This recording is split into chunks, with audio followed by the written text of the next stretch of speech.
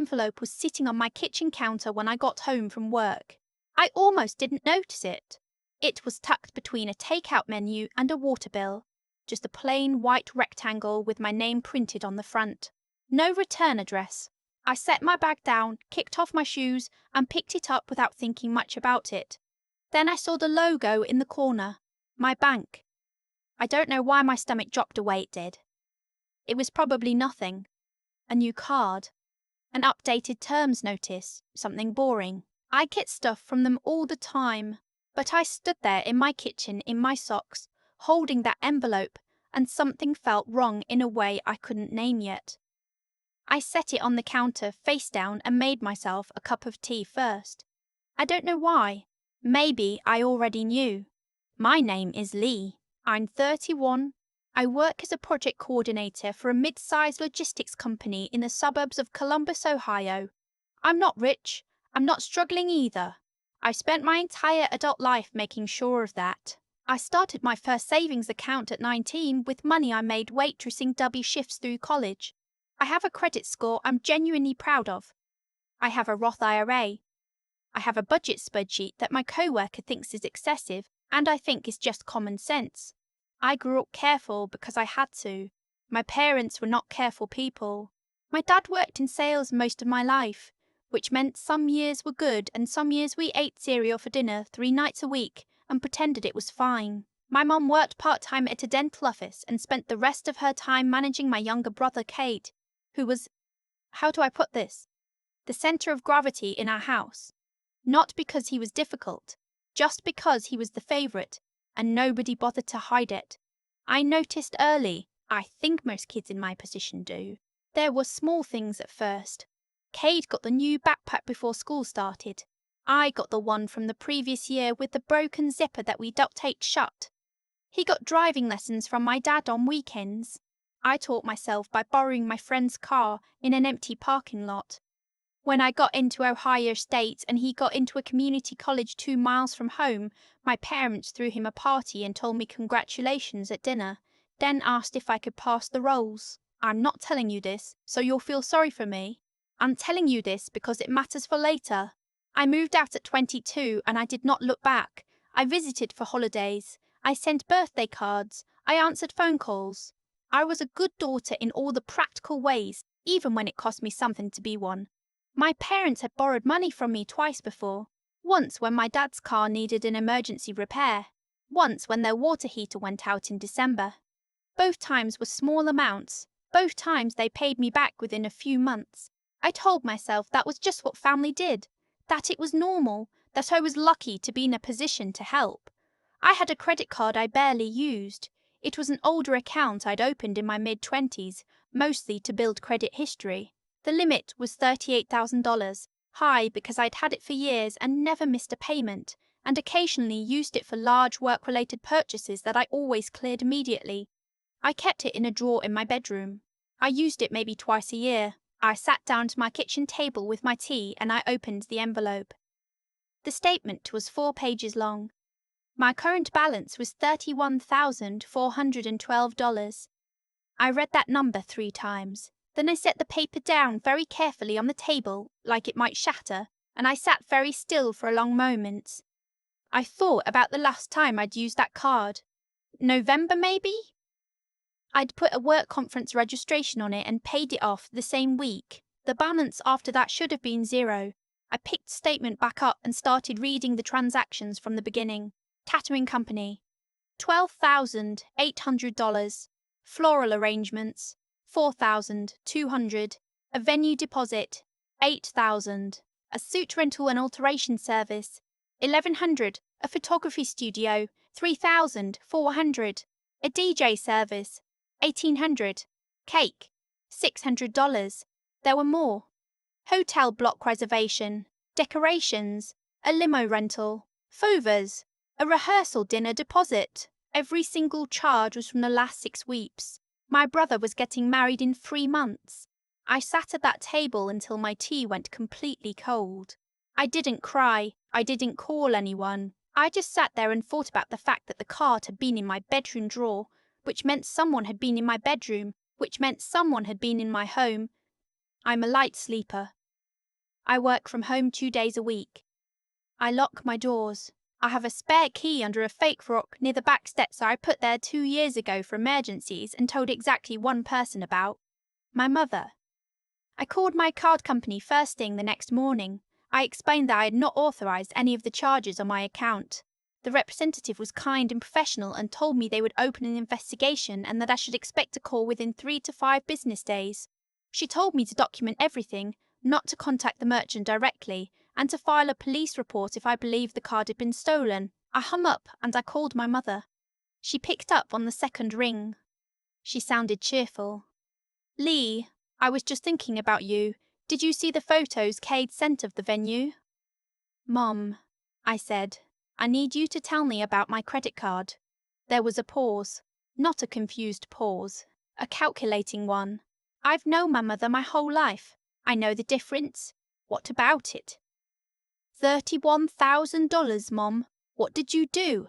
Another pause. Then she exhaled slowly and said, We were going to tell you. I gripped the phone so hard my knuckles went pale. We were going to tell you, she said again, as if repetition made it a complete sentence. Cade's wedding is in 3 months and they had to put deposits down now or lose everything. You know how these venues are. You know how its venues are. You know how it works. We couldn't get a loan. The bank turned us down twice. Your father's credit is not where it should be. And we knew you had that card. We knew you barely used it. We figured it wasn't really hurting anyone. You took my card out of my house, I said. We used the key you gave me for emergencies. That's not. I stopped. I took a breath. You stole from me. Don't be dramatic. Her voice shifted then, cooled off. This is your brother's wedding. This is family. You've always had more than enough. You've always been the responsible one. We thought you'd understand once we explained. You didn't explain. You didn't ask. You didn't tell me anything. You just took my card and spent $31,000 and I found out from a bank statement. We were going to pay you back.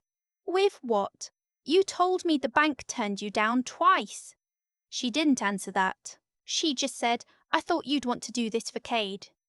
I ended the call. I didn't sleep well that night.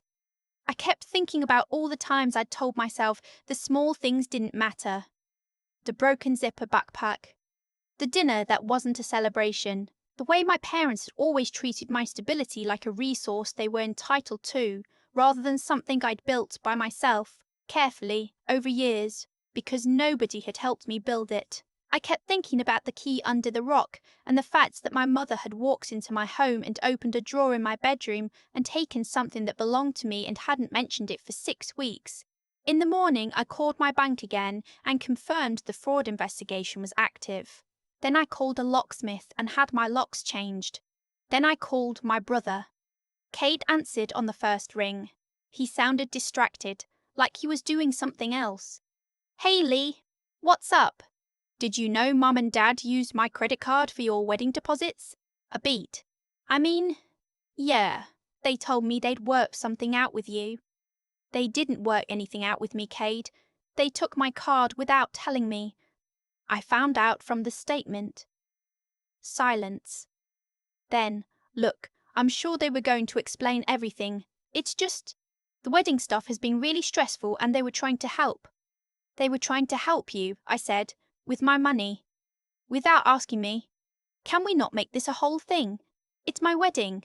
I don't want drama right now. Something settled in my chest, flat and cold and final.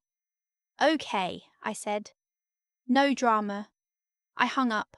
The fraud investigation with my bank moved faster than I expected. When I explained that the card had been stored in my home and accessed without my knowledge or permission, that I had no prior agreement to lend the card or cover these expenses, that I had changed my locks after discovering the situation, and that I had documentation of all of this, they were thorough. They asked good questions. They told me the provisional credit would be applied while the investigation continued and that I should preserve all communication with the parties involved. I preserved everything, every text, every voicemail, every email. My mother called me 7 times in 4 days. I let most of them go to voicemail. The messages went from apologetic adjacent to frustrated to eventually a particular flavor of angry that I recognized from childhood, the one that meant I had done something wrong by having feelings about what had been done to me. "You are being incredibly selfish," she said in one message. "This is your brother's wedding. We are a family. Families help each other. Do you know how your behavior is making everyone feel right now?" Cade is devastated. His fiancée is beside herself. "We put those deposits down because we were trying to take care of this family, and this is how you respond, by calling the bank, by treating your own parents like criminals." I listened to that one 3 times, not because it hurt, or not only because it hurt, but because I wanted to remember exactly how it felt to hear it, so I would never doubt later what I'd decided to do. My dad called once. He left a voicemail that was mostly long silences and then him saying, "Leigh, come on, just call your mother back." That was it. My brother texted me a week after our phone call. It said, "Mum said you reported it to the bank. Why would you do that to us?" That's our wedding. I read it and put my phone face down on my desk. Here's the thing about being the responsible one in a family like mine. People mistake your competence for a resource. They see that you're stable and they think that stability is something you're holding in trust for them, available to be drawn on whenever they have a need. They don't see the years of discipline that produced it. They don't see the restaurant job and the second-hand textbooks and the nights I skipped things I wanted to do because I was putting $40 in savings instead. They just see the outcome, and they have decided the outcome was always yours to share. What they do not see, and what I think they genuinely cannot see, is what it costs to be the one who always holds things together. What it costs to watch your parents take care of everyone except you and then turn to you, $31,000 later, and say the word family like it means something. The investigation concluded in my favor 6 weeks later. The charges were reversed. My balance went back to zero. The bank sent me a letter confirming the resolution and noting that the matter had been referred for further review given the circumstances. I changed the PIN on my spare account. I moved the fake rock. I did not give anyone a new key. My mother found out about the resolution through Cade, who found out from my father, who had apparently gotten a letter of his own. She called me from an unknown number, which told me she knew I'd been screening her calls. "You have no idea what you've done," she said when I picked up. Her voice was very quiet, which was somehow worse than when she was loud. "We had to call every single vendor. Every single one. We had to explain that the payment had been reversed.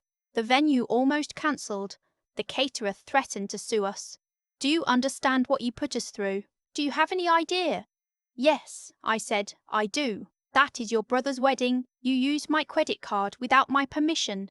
That is fraud. I reported it. That is what you do when someone commits fraud against you.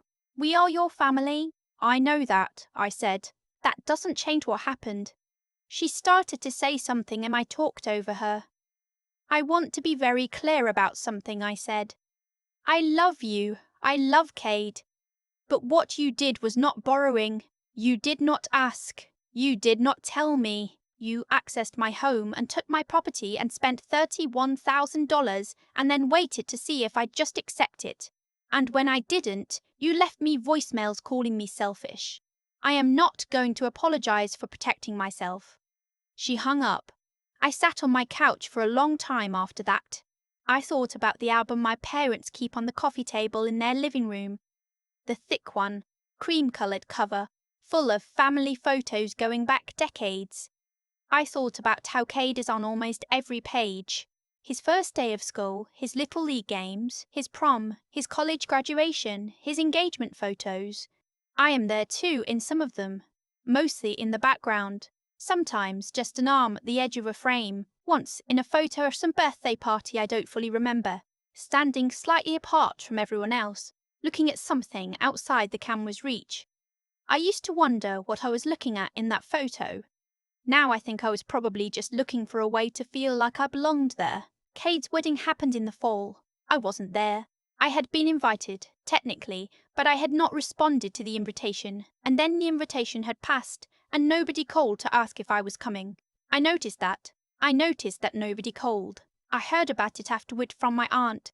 who is my mother's older sister and has always been the one person in my extended family who speaks plainly. She told me it was a beautiful ceremony and that the venue was lovely and that my mother had told several people I hadn't come because I was going through a hard time at work. She told me this in a very neutral voice, waiting to see what I would do with it. That's not what happened, I said. I know, she said. That was enough. In the months that followed, I rebuilt things quietly, not dramatically. I didn't post about it. I didn't call relatives or give anyone a version of events. I just went back to my life. The spreadsheet, the Roth IRA, the savings account, the credit card that now had a lower limit and a new number and was stored somewhere my mother has never been and will never know. I called my parents on Thanksgiving because I am still their daughter and I have not yet decided what that means going forward. My mother was cordial. My father asked about my job. Cade wasn't there. He and his wife had gone to her family's house in Michigan. There was a stiffness to the whole conversation that felt permanent, like something had set. I don't know if we'll get back to something that functions like normal. I don't know if I want that exactly. What I want is something I'm still working out, what it means to love people who have hurt you and to stay yourself in the process, and to not let the guilt they hand you become something you carry on their behalf. My aunt called me a few weeks after Thanksgiving. She asked how I was doing, really doing, and I told her the truth, which is that I'm okay, that some days are easier than others, that I think about the photograph with the edge of my arm in it sometimes, and I'm not sure how to feel about it, but I'm learning to feel it anyway. You did the right thing, she said. I know, I said, and I do.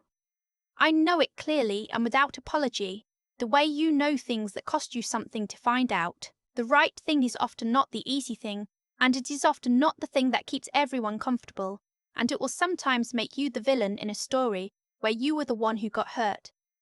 But I know what happened. I have the bank statement. I have the voicemails. I have the lock that was changed on a Tuesday afternoon in March, and the new key that belongs to no one except me. That's enough. That has to be enough. And most days now it is.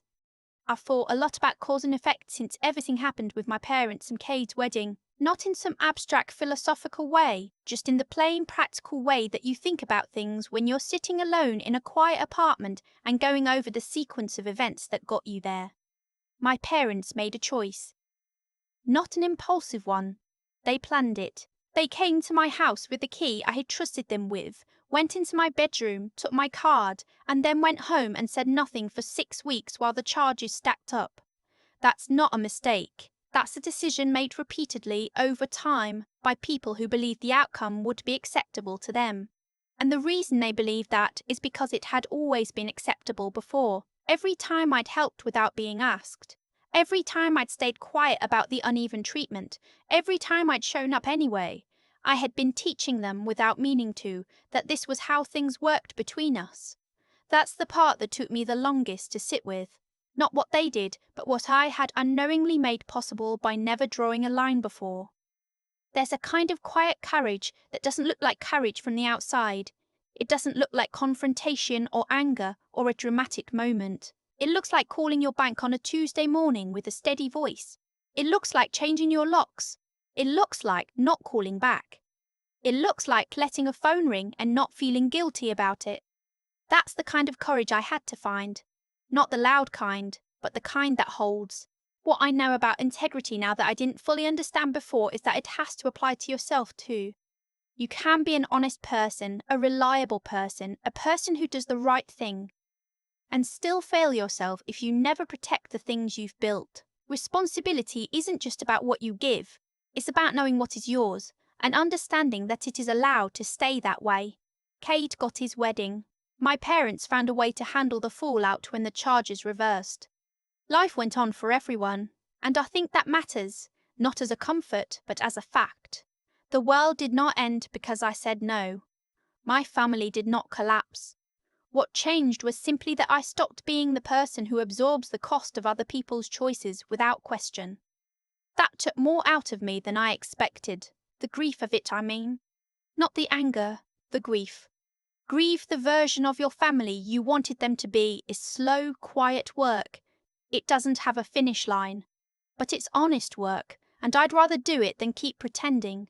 My aunt said I did the right thing.